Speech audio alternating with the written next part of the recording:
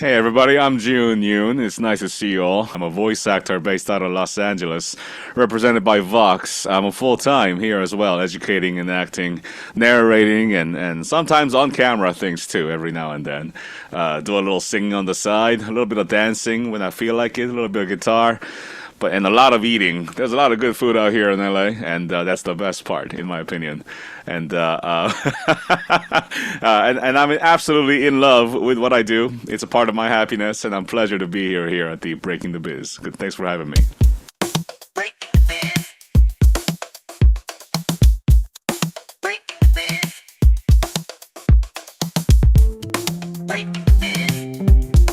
Stay tuned for today's episode of Breaking the Biz, an informative podcast where we dive into the world of entertainment by interviewing seasoned professionals who have made their mark in the industry. Gain invaluable insights as they share their personal journeys, offering advice on navigating the dynamic landscape of the entertainment industry. Whether you're an aspiring actor, musician, filmmaker, author, animator, or any creative soul, tune in for expert career guidance, insider tips, and first-hand accounts on breaking into the entertainment industry.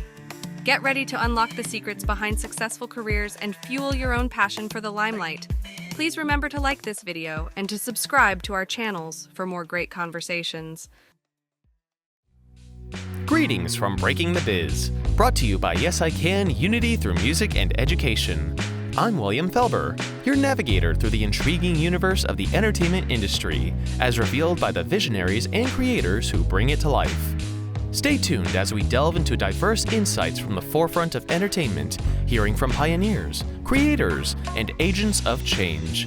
Prepare for a journey filled with tales of innovation, resilience, and the undying quest for artistic brilliance. I want to thank everyone for joining us tonight. We got Yoon, who is a voiceover extraordinaire. If you read his bio, it says he's affectionately labeled the voiceover dad. So you already know in that circle, in that family, he is the cool guy for sure in the family. He was born and raised in South Korea. He immigrated to the U.S. at age 14 and had to rapidly assimilate to both the language and the culture. So amazing that you get into voiceover down the line. I love it. He discovered theater arts during the process. He considers himself extremely fortunate to find improv class during the freshman year of high school. He fell in love with acting, and that's what made him declare a theater arts performance major, dreaming of living out the life as an actor. But as an immigrant, the American dream, of course, the house in the suburbs, the white picket fence, 2 cars in the driveway, 2.5 children. I love the sarcasm in here. 7 semesters into theater arts undergrad, changing the direction to become a teacher in pursuit of a more stable career. And we are going to talk about that for sure in a gig economy, especially how things that ebb and flow and the up and the down. He enjoyed directing from 05 to 16, was truly the American dream, the family, the house in the suburbs, the stable career, the theater arts educator, 2 electric cars in the driveway, 2 kids, a dog. Didn't really have the white picket fence, but who really needs the white picket fence? But something wasn't right. And it wasn't happiness. And sometimes it's okay to change your entire direction if need be in pursuit of being fulfilled and being happy with what you do. 2016, Yoon unfortunately lost his job. In that moment of extreme uncertainty and dangerous thoughts declined, it was time to pursue happiness. And he got hired by another school, began a full-time teacher, part-time voice actor journey. 2018, he went full-time into voiceover, living in the happiness ever since. None of this would be possible, obviously, without the support of family and friends. And all of those people, Yoon is extremely thankful for. Happiness is something he likes to talk about often in conversations, coaching sessions, public speaking opportunities. he gets to bring this positiveness into every actor he plays, the scripts, what he narrates, the relationships he builds, what he does within voice acting, education, and being an overall amazing human being. Acting is fun, teaching is fun, streaming is fun, running a voiceover business is fun.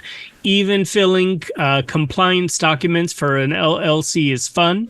The responsibility he owes to his clients, the characters who he is trusted to play.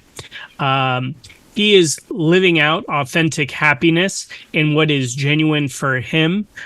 What is most important is this is his craft. This is his promise. So when you put your heart into something, you want to put those 10,000 hours to make sure you are successful. And we're about to get into this conversation with Yoon, but I know you've done your time. So I want to thank you for such a great bio, but being with us here tonight. Thanks for having me. I'm looking forward to it all. Okay, so let's talk about coming here. Cultural shock for sure. How quickly do you pick up on language? Talk us through the struggles. Man, going to high school around here, we had 3,000 students, 3,000 in the high school, and myself counted, there were 5 Korean kids. So I learned very quickly how to use my fists. as horrible as that is. Gotta defend yourself. Defend yourself. I learned about society, social norms, how to blend in with everybody else. And learning the language is certainly part of it. Absolutely. For communication and education, like academics and all of that. Absolutely.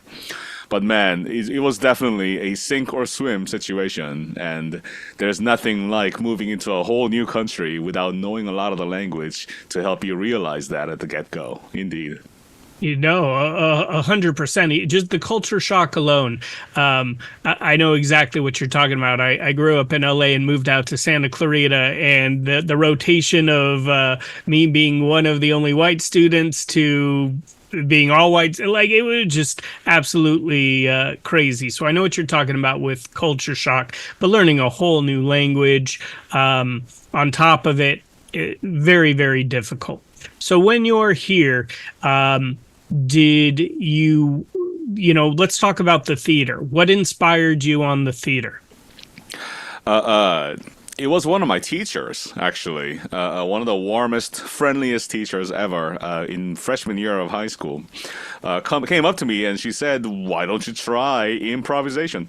What's improvisation? And she was like, "Well, I think you'll like it." And she was certainly right. And from that moment, I was hooked. Like hooked. Dropped all of my other extracurriculars because I loved it so much, and I was in high school theater for all 4 years. Stayed playing, directing, craft, the lights and sounds, acting, costume, makeup, all of it. I did all of it, and going to college and declaring theater major was absolute no-brainer. I didn't even think of anything else to put on that desired major list. It was theater. It was nothing else really, and to have that viewpoint and that certainty of having that element of my life so established so early on in life, I truly consider myself fortunate in this manner to be someone who knew exactly, at least cloudy, sure, but certainly exactly what I wanted to become a part of as I grew into adulthood. And here we are. I love that you really pointed that out, because it takes people... sometimes people are born and they know exactly what they want to do, and they follow those steps, and they have people who guide them and bounce them back like the ping pong ball, to get them to where they need to be. Then there's people who go to college and have to take tons of classes and somehow get exposed to something and find a direction. Or like you mentioned in your bio, you go full force into something and then realize not for you. But I agree with you. Being exposed to all of those different elements, you get to step outside of your comfort zone. You're playing characters, 100%. And I loved how you mentioned with theater, you did everything from directing, acting, stagecraft. You got to know how to do it all, especially if that's what you're going to go and major in. I want to ask, parent support. when indeed people say, "Oh, I'm going to go into the arts," usually you get that talk from the parents, the stern, like, "Well, let's try to find something that's a guaranteed paycheck. Are you sure this is the direction you want to go? Why not a doctor? Why not a lawyer? Talk me through. Did you get that talk?" Again, I consider myself a fortunate soul of not having to go through that with my parents. Was never a part of the conversation. Unfortunately, at least in my history, the guy split. The day I turned 18, he was gone. So we don't talk about him anymore. My mother, who I love within my heart forever and ever, was forever endlessly supportive of what I wanted to do in my career and my choosing, and she was behind me this whole time, and still is very much to this day. And I support her back now that she's in her elderly age now, and it's a lovely relationship that we've procured over these years. But I know that's a real thing. Man, I know that's a real thing. And to those folks who are struggling with their parents for that conversation, as I don't want to come off as cold, but man, it's your life. I'm sorry, it's your life. No, it's very true. The responsibility falls on your shoulders to clearly, passionately communicate to them that this is what you want to do, and this is what sets your heart ablaze, and nothing else will work. And when you find yourself in that 9 to 5 in that cubicle, slaving away at that corporate job, hating your every moment of it, that moment will ring. Yeah. No, you're 100% absolutely right. So you start, you do the major, you're there, you do plays, you're engulfed in the theater ecosystem. What changes? My girlfriend. As it is with most things, the women in my life, who I love dearly and respect fully, my wife says, there is a way to stay in the theater, but still have a stable life, just like you want. And we are a partnership of communication. Right? It's not, we always constantly talk, and we talk about these things, always have. And my girlfriend, who is now currently my wife, in this conversation about what do we do about life and moving forward in these things. And I know that moving to New York, Chicago, staying here in LA, whatever, and to pursue a stage career, a film career as an actor, would be a very harsh and unpredictable and definitely unstable path.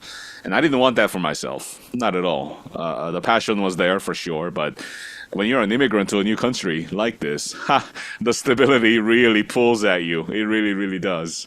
And through conversation and research and education in this way, we decided together that education might be a good way for me. And as I typed into my bio, I very much love directing, and I always have. So it makes sense. 3.5 years into my bachelor's degree, I switched to English, something completely different, and tackled on 2 years of undergrad classes in a semester and a half, and it was insane. Insanely busy, that's for sure.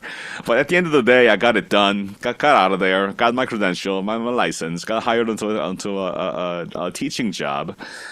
And that first year, it was like opening the door to a new happiness, new room full of things that I didn't understand to that extent and to that scale, perhaps. And fell deeply in love with education and directing and producing, choreographing in some shows. And I did that for a number of years and started to really develop this new set of happinesses and love for education and training actors. All the way up until 2016, when that came to a crashing end. And as I lay there in bed, staring into the ceiling with big eyes, the thing that stayed as like a rock, a consistency in my life, who is my wife, we were having that talk again. And this time I was the one who spoke up and said, I think I really want to pursue my happiness. The thing that I changed in exchange for stability. And she, without a single moment of hesitation, she said, "Yeah, you should do that." So yeah, that was it. I switched to voice acting, and the rest is happiness. So when you were teaching, a little bit of English and a little bit of theater, were you working? What age group were you working with? In the beginning, certainly a little bit of high school, a little bit of English, and a little bit of theater, mostly at the high school level. But I eventually transitioned out of any English classes at all. I love literature, and teaching English is a lot of fun. But gosh, theater is so much more fun. So I was able to find myself in a school in the district where I taught theater full time. There you go. Yeah, no, 100%. And obviously, high school students remember those theater teachers. You have an everlasting impact. You might be that last person who says, go pursue the dream, go to college, go put yourself out there. So lots of responsibility in education when you're mentoring.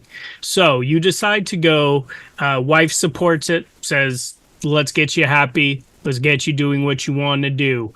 As we know, voiceover is a very hard thing to break into. Talk me through your process and when you made that pivot, what were the moves that you made? Breaking the biz. No offense at all, Brett. Please forgive me for utilizing it this way. Does not work in voiceover. No one. Breaking implies an idea of landing a blow or striking something and having it crash open so you can go into it. Breaking into whatever, right? In voiceover, there's no breaking into anything. In voiceover, you train. You become a good actor. Skilled and contextually skilled, specifically bold, and hopelessly authentic. You continue to apply 120% effort into crafts, honing the crafts, doing the marketing, running the networks, and communicating endlessly until someone gives you a chance. And for some, it takes years, decades even. If you happen to have a specific niche that other people don't have, folks in here that are old enough to remember, my gosh, Iago from Aladdin. Oh my, why am I blanking on his name right now? Gilbert Gottfried. Gilbert Gottfried. Thank you very much, Bianca. Gilbert Gottfried. Yes, that guy's got a voice, right? That voice cannot be replicated, right? It's original. You have something like that, or you speak a second language like me, Korean, whatever language it might be that other people don't really, right? These things might be able to enable some sort of a acceleration to that point of making it into the business, perhaps. But I'm here to tell you, voiceover is a constant and consistent application of self-authenticity, honesty, and work. And without the driving you, the drive for success underneath your heart, driving you for success because this is happiness and you can't imagine doing anything else but this, a lot of people lose hope very, very soon. Very, very quickly, in fact. But when you know something is in your heart, a happiness that you have to achieve, you move forward. I believe that's how athletes do it. I believe that's how other artists do it. And voiceover is no different. He certainly had a voice. He did, indeed. So wait, you know what you're saying really resonates too is that authentic part, June.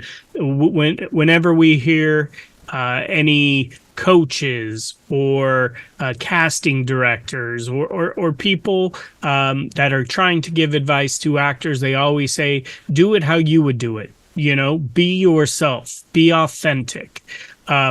It's not cliche, but they hire people because they want an authentic voice. Unless you're being hired for that Gilbert Godfrey god awful voice, like you mentioned. Lovely voice, by the yes, way. a lovely voice. Let's talk about putting in the work, because I agree with you. You talked about your craft, your promise, and I can tell you are a dedicated soul to the craft. How many classes would you say you have taken? Talk us through your training. Gosh, absolutely endless. I haven't kept count because that's ludicrous. I don't keep count of how many classes I've taken at all. But I do make sure that every class I take, there's something to take away from it, to implement into my craft and to implement into my business, whatever the beneficial thing I'm supposed to take away from learning with so many talented peers and colleagues in the industry. I've been able to specify my contextual approach to voice acting in characterization, in commercial narration, promo, whatever it might be. In addition to teaching as well, I've done plenty of research, taken workshops and educational courses about how to become an effective teacher for acting, 100%. And the education goes all the way back to 1996 in that very first improv class as a high school freshman, certainly. But my belief and my passion for education doesn't simply end because I've retained a certain level of success in my life. I'm firmly of the philosophy that the day that you stop training is the day that you start stagnating. And I'm not about to let up on my pursuit of happiness in voiceover so that somebody else can go in front of me. Oh no, I'm going to keep training and keep learning and keep advancing in this way. And we all should be. That's spoken like a true professional, 100%. And I agree with you. Like, you see those Kobe Bryants, and there's a reason why there's greatness there. They put in the time and more time than anyone else. And I could see Kobe Bryant saying, no one else, I'm not allowing anyone else to win the championship, and he goes hard every single time. So I love that. I love that you even mentioned once you start finding success and you start booking jobs, that doesn't mean that you let your foot off the gas. You got to keep the foot on the gas and keep going. And I love how you illustrated that. So talk me through, how do you get an agent, a manager? Did you do it on your own? Did the wife help as a manager? Talk me through how do you do it?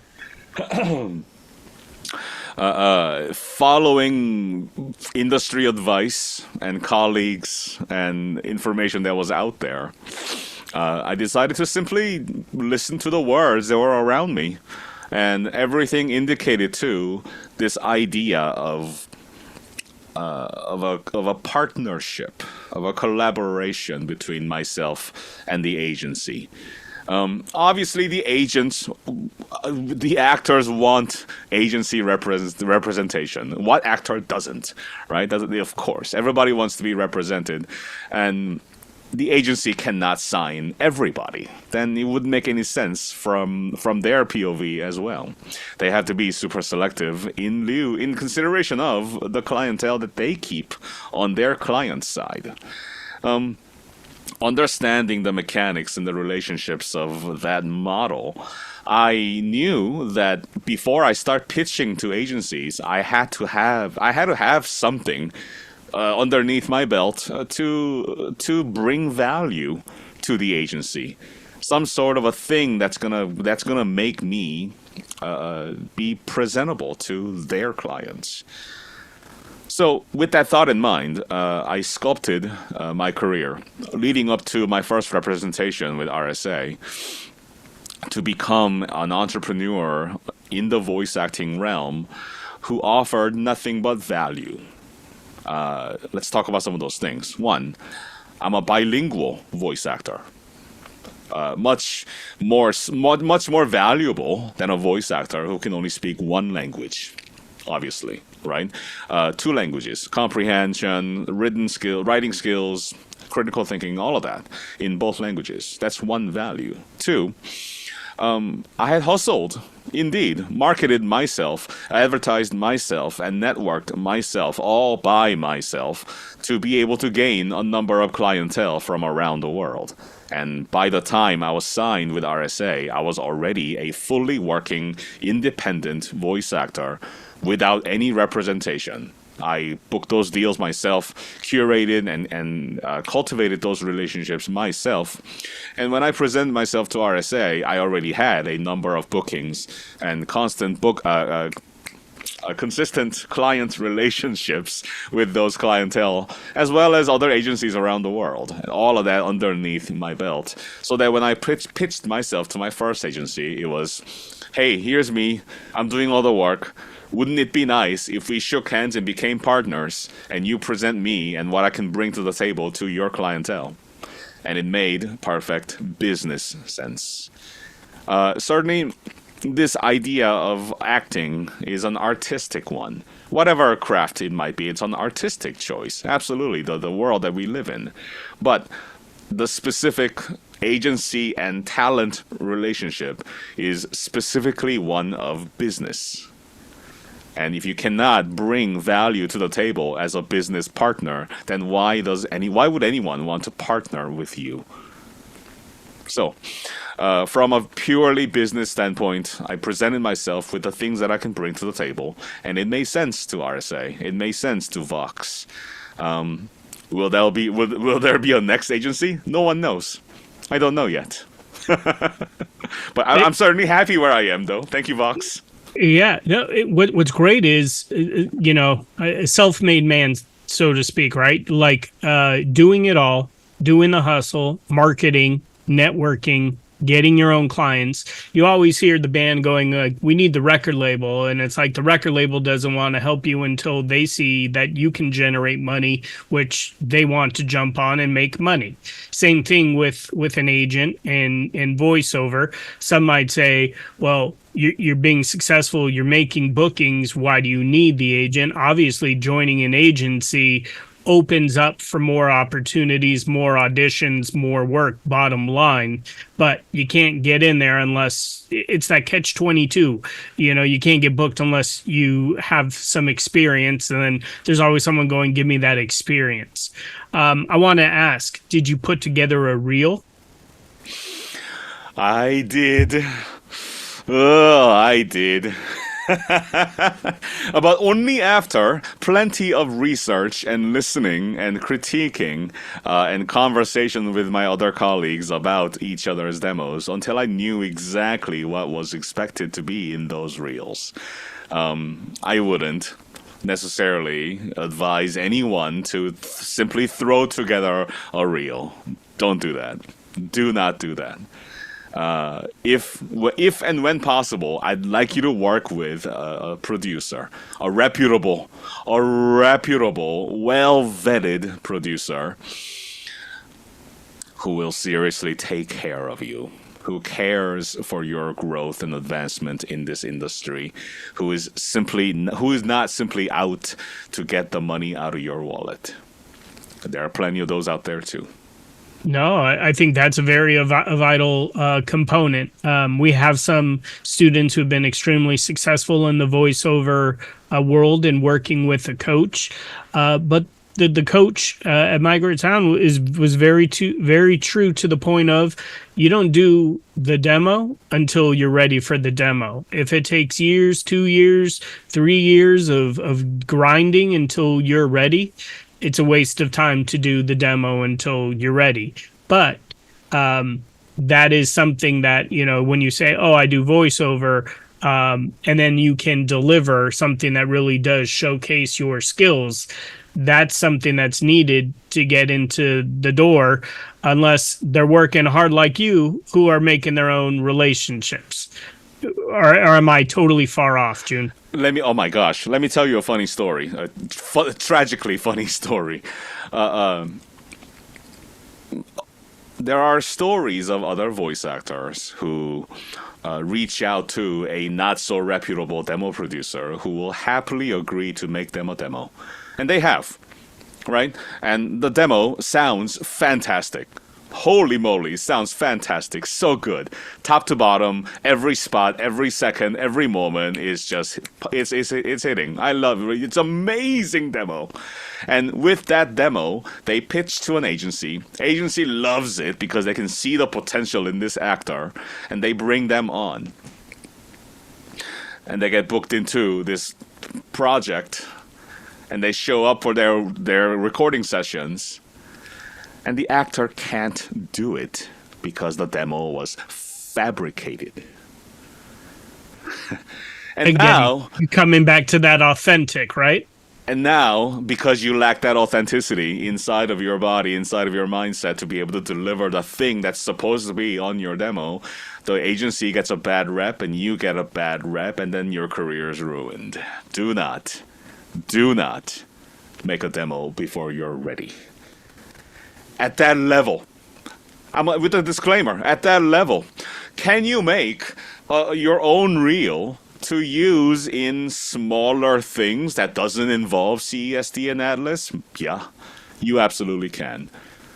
This independent video game in a studio, in a game development team of 3 people that are releasing this game at $2 a pop on Steam, can you use your self-made reel for that? Yes, you can. You know, but anything at the double to AAA video game, anything on Netflix, any video games, any games that you come out of a studio of a name that you know, those folks are going to require that you have a fantastically authentic demo and your ability to make good on that promise of that demo. 100%. Yeah, you're getting booked. You need to be able to deliver. 100% agreed with you on that. So once you get the agent, how many more auditions would you say you went on? Did you definitely see an increase in bookings when you're represented by an agent? Yes, indeed. Both the opportunities and the bookings went up. Mostly because that's the work. That's the job. The agent's job is to go out there and find those opportunities, to work those relationships that they already have existing with various studios and clientele, and to bring those opportunities to the talent in their books. So naturally, business-wise, the number of opportunities for auditions went definitely up. At the same time, the quality of clientele went up as well. It's infinitely more difficult working with a client in some other part of the world who is trying to get as much value squeezed out of their dollar as they can, as opposed to this other client in Hollywood who is hiring you from this large budget, who is certain that you can deliver the thing that you're promising. I love it. Much better than what it used to be. Okay. Let me ask you, obviously in voiceover, and people aren't always aware, all of the different things you can do within voiceover, from education to advertisements to video games to movies. Is there something that you love more than the other? And after that, I want to jump into the fact of being bilingual and the opportunities that come with being able to speak Korean. Video games is my number one, 100%. It allows myself, the creative inside of me, maybe, to really work and flex and play. People talk about spreading people's wings. It really feels that way when you're in the session for a booth, to really bring your craft onto the surface and to let it exist inside the creative mind. The video games are fantastic in that way.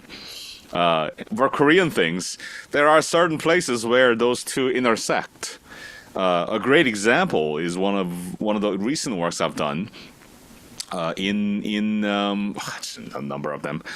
Let's start with Section 13. If you go onto Steam and search for Section 13, the video game, one of the characters is Korean, And he goes through. There are a number of case files that the agents you can unlock by getting these things. One of the conversations that this character has in their backstory of their history and their origin stories is me, as a Korean person interviewing that person. Other video games take place in Korea, so certainly there are opportunities for Korean there. Live action dubbing. Everybody here knows what Korean drama is, right? When those things are dubbed into English, I love playing in those fields because that's my country, that's my language, right? And I have these, not only the linguistic insight into what is happening on the scene, really. There has been more than these number of times that I've been able to inform the director about what's happening that's not on the script, contextually, culturally speaking, what is happening. And they were happy to have that information because they're the director. In these various ways, there are numerous parts where the Korean culture, the language, intersects with voiceover genres. In both commercial, narrating, e-learning, for example. There are number of Korean-speaking people living in France. And around the world, I suppose. And when they get hired into a company and they get sat down in front of a computer screen and the welcome video plays about what their company is and they can choose Korean as a language. I'll be there. You've traveled to other places and you've listened to audio guides as you walk around the museum about this piece and that sculpture, and you can choose a language, right? Right here. It's fantastic. No, and that's, how cool is that to really be able to work with two different cultures and to really have an inside understanding of what's going on, especially in those soap operas, and make it, again, coming back to being authentic. I want to ask, obviously you've mentored high school students, you do voiceover lessons as well. Who's your mentor? Who comes to mind when you need to reach out to someone and run an idea by them, or run a character, or do I take job A, job B? Who's that advice? Other than, obviously, I know the wife is in there as well. My wife, 100% all the time. Should I audition for this? No. On a more serious level, I have many mentors throughout my career from the beginning up until now. Too many to name. To be quite frank and to be quite honest, too many to name. I don't necessarily have a singular mentor, perhaps. As I inform and educate other colleagues and other actors, I sincerely believe in a well-rounded, diverse points of perspectives about this career, about this journey. And while one mentor's specific and contextual direction may be of value to other folks, I sincerely believe in more independent, synthetic, perhaps, approach of learning from this person and that person and that person and this person, who all operate in their own authentic, unique ways.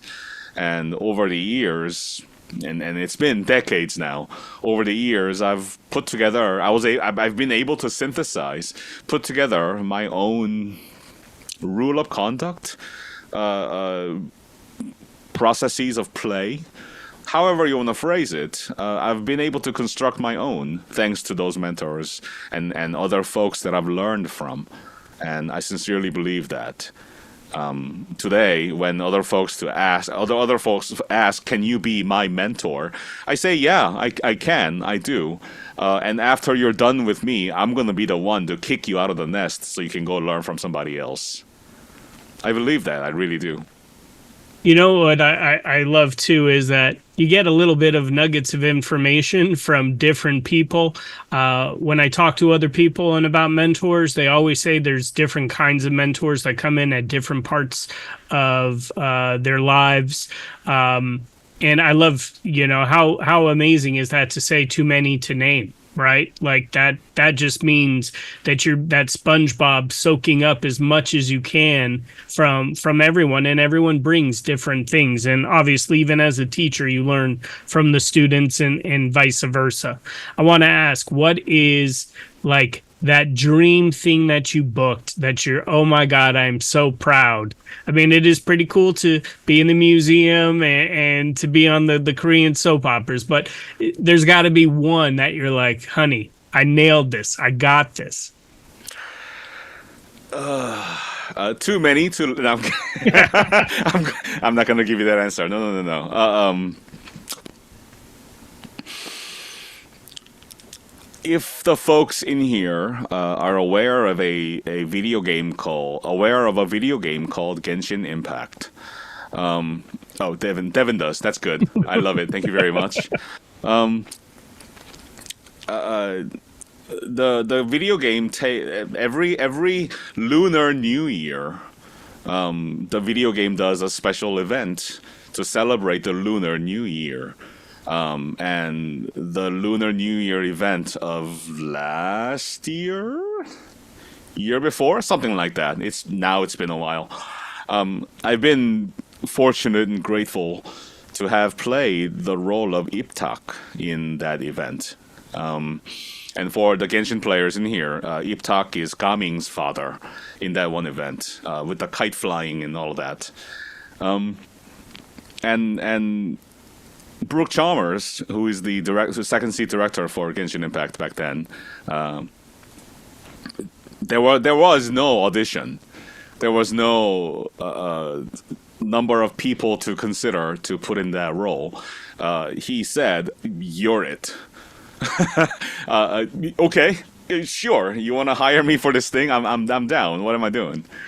And if you remember that story, if you're aware of the story, it's about a story between a father and a son who wants to pursue dancing as his career, and a father who owns a tea business who wants him to stay inside the family tea business. So as you could imagine, story takes turns left and right. There are funny moments as well, but at the end, spoilers, sorry, they end up reconciling. And I intentionally visited many different streamers in that period of time when that thing was airing, when it was in play, and every creative, every Asian streamer I've ever visited were bawling their eyes out. So much resonance within their own stories, with their own families and parents, and some with their kids. And to have that amount of impact, so personal and so resonating in so many people across all walks of life internationally, millions and millions who are shedding their tears about their own stories and talking about their own experiences in these parental arguments and disagreements of careers and things of that nature. I have many proud moments in my career as an actor, but man, that one hit differently, for sure. I love it. That's, again, authentic, being coming back to being authentic. Talk me through, if you could give your younger self one piece of advice, what would that be?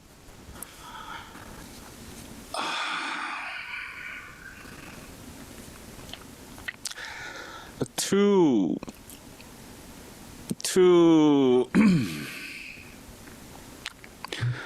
listen less and to listen less seriously. What? Yeah, what does that even mean? Devin's so confused. It's fine. I got you. All right. Here comes the educator teacher moment right now. Break it down. Look, there's a lot of noise out there. I'm just saying, there's a lot of noise, right? Of people and influencers and other people that are in whatever things telling you XYZ in both ears in stereo fashion. There's a lot of noise out there. But one thing is true. It's this. This is true, right? What you're thinking, what you want, your desires, your aspirations, the places you'd like to reach. These things are real. And in my opinion, listen less and listen less seriously. In my opinion, these things should be louder. These things should over amplify and drown out the noise, so that your direction stays true. By all means, listen to the serious ones. Parents, friends who love you, people in your community that love you, that care for you, that only want the good things for you. By all means, listen to them and take their directions and advice into heart. Implement them, use them, and let it affect you, all of it. Absolutely listen to them. Everything else can be faded away. Listen less. Listen less, right? Listen to this. Listen to the people that love you, right? But everything else outside of that hamster wall can go away. Listen less. It's great advice. You got more? I don't want to cut you off, June. Listen less seriously. Yeah. Right? Not everything everybody says about you, around you, about anything that you do or might do is not wholehearted. They don't care. They don't care about you. Let's be real. They're not thinking about you as often as more as you think they're thinking about you. They're not. Listen to this instead. Listen less seriously to them. Listen to this and listen to this. Everything else can quiet down. Telling you, I think that that's some serious, very, very important lessons there. There are going to be naysayers. There are going to be people who say, oh, you're not going to be successful. In the end, you got to do what makes you happy. We started that conversation earlier tonight where June's like, it's my life, right? What do you want to do? How are you going to be happy? You cannot be happy for someone else. You can't do a job to make someone else happy. You got to think about you. And that instinct that we all have, you got to trust the instinct, and as Yoon said, trust the heart. That inner Jedi tells you what you need to hear. Listen to it. So, on that note, I want to open up to questions from our group. I see the first hand is Bianca, then Devin, then Jacob. Go for it, then William. Bianca, you go first. Hello, Mr. Yoon. Good evening. Good evening, Bianca. How are you? Please call me June. Oh, okay. Hello, June. Thank you so much for being a part of tonight's podcast, and thank you, Professor Brett, for connecting all of us tonight. I am, as you may have figured out by my quick response and helping you out with figuring out that Gilbert Gottfried trivia. I love voiceover. I love the world of voiceover. I love the voiceover actors. My favorite is Cree Summer. I don't know if you're familiar with her. I am. She's my shiro. I met her last month. I can go on about her, but she's amazing. I love her so much. But my question is, do you have any, besides advice for, I'm trying to break in, if you will, or actually get in the world of voiceover, as someone who, I don't have anything prepared yet, but that urge is to become like that.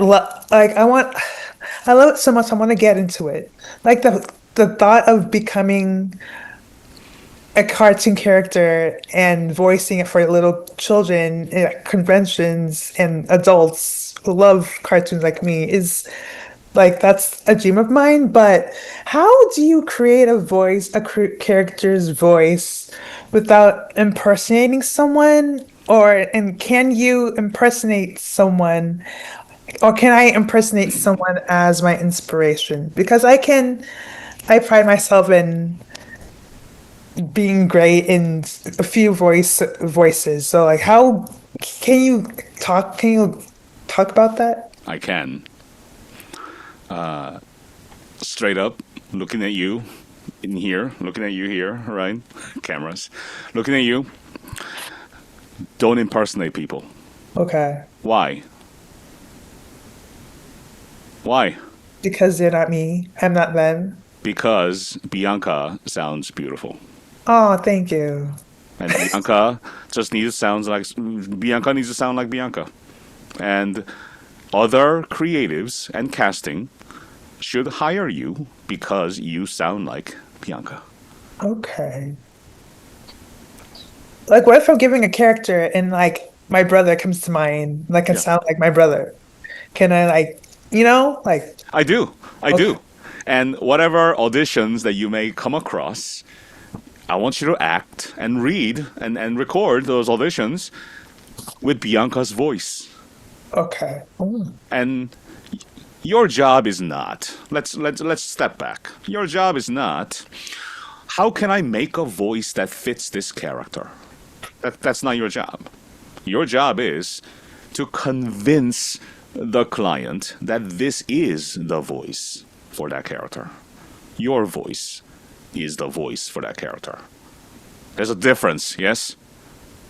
That makes sense? kind of. I mean, I know there's lots of hands. Kind of, I.e., as in. We'll have to set up a one-on-one time offline for sure, Bianca. Let me just say one more thing. Yeah, Bianca. go for it. We've been talking about authenticity and honesty this whole time, right? Bring so much truth about Bianca and your acting, your authenticity, your performance. Bring so much of Bianca that they cannot say no. okay. That's the job. Yeah. Okay. Thank you for that. Thank you so much.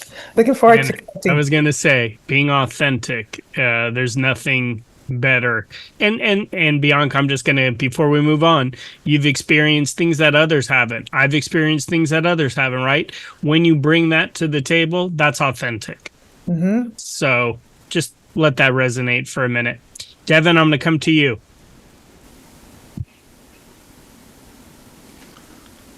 Hi, June. So, like with how Bianca responded to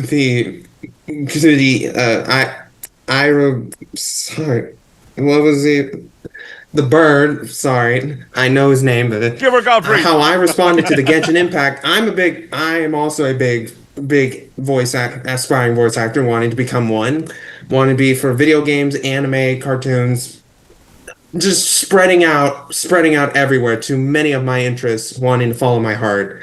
So I'm gonna make this brief. So this important question: I don't know if you are part of a union, but I know you look like you're a part of an agency.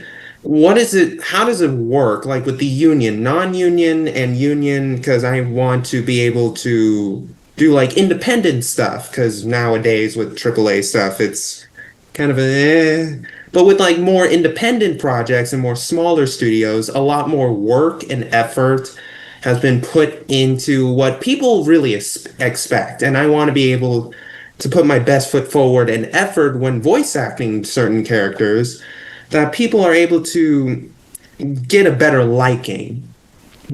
What's your advice on that? Yeah. Everybody starts as non-union. This is known. This is the universal truth of the world. Everybody starts as non-union. And you're not union until you join the union. Those are the logistical, programmable things that are in place, right? So until you join the union, you're non-union. And you're right, a lot of the independent productions out here are non-union. Mostly because they can't afford the clauses that are inside a union contract to fulfill those requirements. If I'm 20-something-year-old solo game dev who is working out of my mom's basement with my computer on this game, I'm not going to be able to pay union pay for the actors for anything else, right? So I'm going to go non-union. And there's a lot of that, which is fine. Practically speaking, the union discussion isn't something that no one is ready for until they are ready for it. Okay. What do I mean by that? Joining the union, real quick, joining the union, Devin, requires you to work on a union project, first and foremost. There's no application for joining the union. You have to simply get get hired onto a union project for you to become eligible to join it. To be invited onto a union project, there will have to be some level of performance, some level of performance capability that establishes rubbing shoulders with other people in the same cast. All the big names that you know that are union working on this video game, that means you're operating at the same level as them to be invited to that level. Now, if you currently consider your performance capability to be of the same level and quality as those actors today, Devin, then yeah, union question is a valid one. Until then, if you know that your acting capability is not quite there as those actors, if that's not quite a conversation for the time for that conversation, then it is not something to worry about, if you will. I would say, in the meantime, focus on the acting skill. Keep booking those things, grow the resume, do the marketing, do the networking, and make yourself an unignorable person in the industry so that you get invited onto a union project. Then you can talk with your mentors about joining the union. Perfect. All right then. Well done. All right then. Thank you. Well answered. Depending on the budget that you've set for your production, for your animation, right, and number of characters, depending on the budget, let's start high. Say you have thousands of dollars ready for the actors, engineers, whatever, right? You'll want to hire a casting director to help you. Right? Okay. And there are a number of those out there that you can find on your own. If you need, email me. I'll be happy to connect you. At a lower end of the scale, if you don't have a budget for casting or for your animation, this is more of a hobby, smaller side project, whatever justification it is, I want you to write this down. Castingcall.club. Castingcall.club, affectionately known as the Casting Call Club, is a platform on which you can find voice actors. Simply get on there, make a post, make an account, make a post, give as much details, as much as you can, some sample animations if you have them, the premise, character breakdown, and audition sides. Give them lines to say, right, the motivations, all the things that are required, and craft an attractive casting call on Casting Call Club that'll attract some actors to come and audition for your project. Oh, nice. Yeah, I don't have my phone with me to write that. I got it down. I jotted it down for you, Jacob. I got it. I'll send it to you after the meeting. But great question. William, Okay. you're up. Thank you. Hey, this is William. I'm also one of the voice actors in Yes I Can. I've got an agent. I'm union. And the current struggle I'm dealing with right now is trying to get consistent auditions. So my question to you, that I'm brain farting right now, I feel sluggish.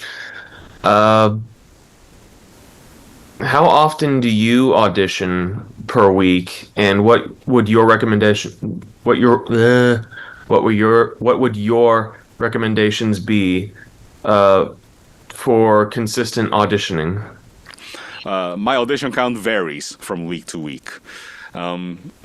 Not only am I represented by Vox here in the LA area, I'm also with Shepherd in Texas, Impressive in the New England area, in both ears in Pacific Northwest, and Houghton in the South, as well as England, France, Brazil, Australia, New Zealand, kind of together, and other parts of the world.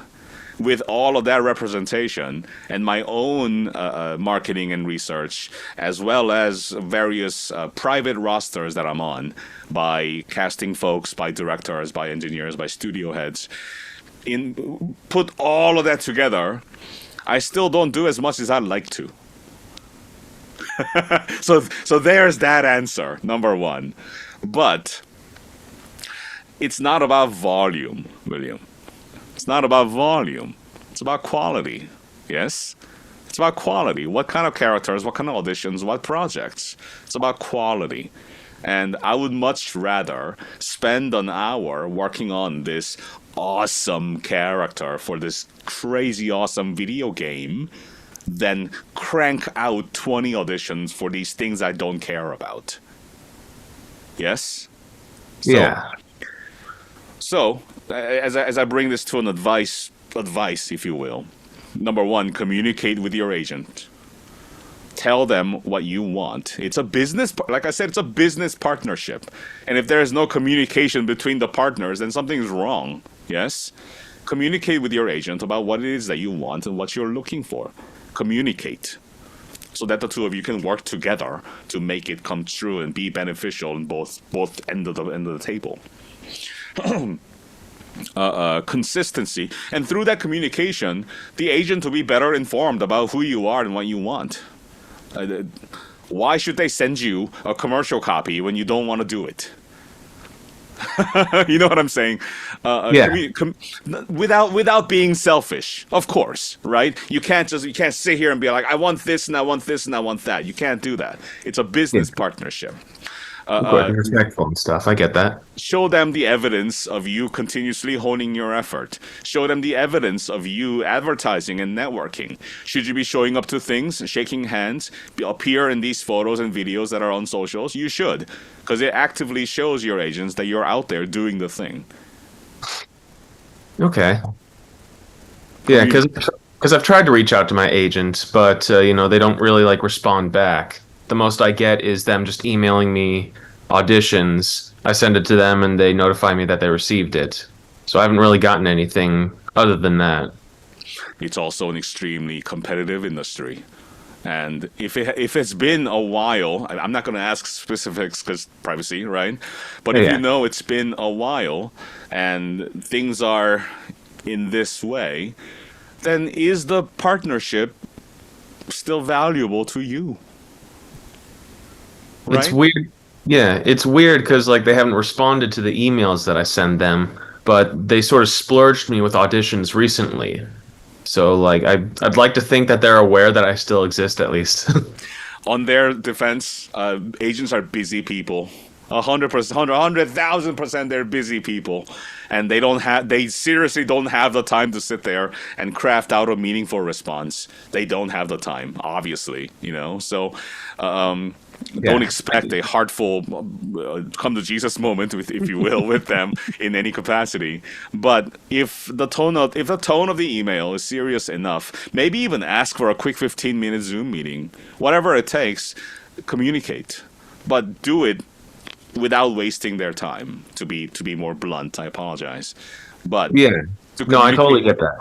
Good. Yeah. Communicate what you want and speak with them about how this relationship could be better for both parties, bring value to both sides, and hopefully that'll get the wheel cranked in some way to get more activity in your inbox. I would hope.